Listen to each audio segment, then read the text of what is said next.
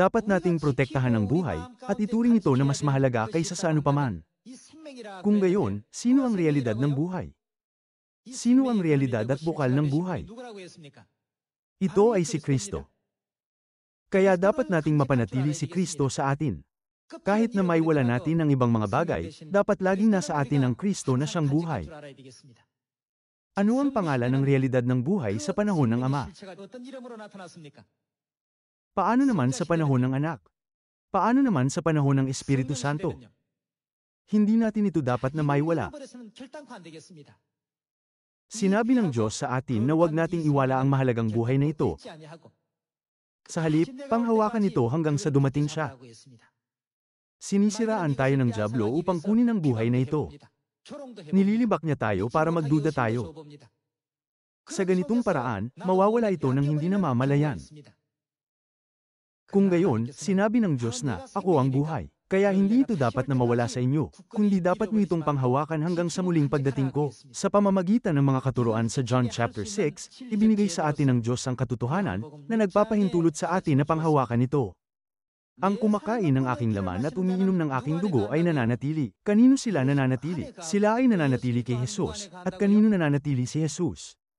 Nananatili si Jesus sa mga sumusunod sa bagong tipan, sa mga kumakain ng tinapay ng Paskwa at sa mga umiinom ng alak ng Paskwa.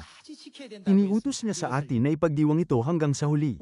May maraming bagay na dapat nating tuparin, pero minsan hindi natin alam kung ano ang dapat na tuparin. Huwag kayong sumuntok na gaya ng sumusuntok sa hangin. Huwag kayong tumakbo na gaya ng walang katiyakan. Higit sa lahat, panghawakan niyo ang buhay. Kung gayon, sino ang buhay? Ito ay si Kristo. Pag may laman at dugo tayo ni Kristo, si Kristo ay nabubuhay sa atin.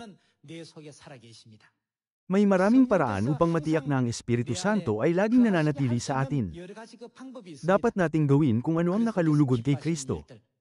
Sa pangangaral ng mga salita ng Diyos sa Samaria at hanggang sa kadulo-duluhang bahagi ng lupa, dapat tayong magbigay ng pag-asa, pagpapasigla, at pangarap sa mga nabubuhay ng walang pag-asa, para malaman din nila na, mapapasa atin ang langit sa hinaharap.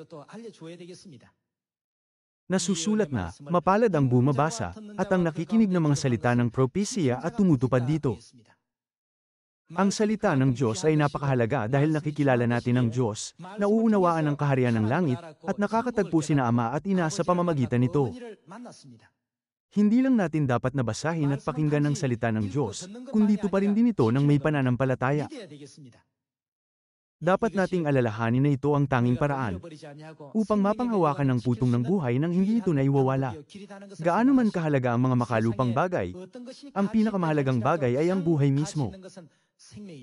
Si Amang Ansanghong at ang Diyos Ina ay buhay. Sila ang nagbibigay sa atin ng buhay, at umaakay sa atin sa buhay na walang hanggan. Hinihiling sa lahat ng ating makalangit na kapamilya na huwag kailanman mawalan ng pananampalataya sa kanila. Nais kong tapusin ang sermon ngayon. Maraming salamat.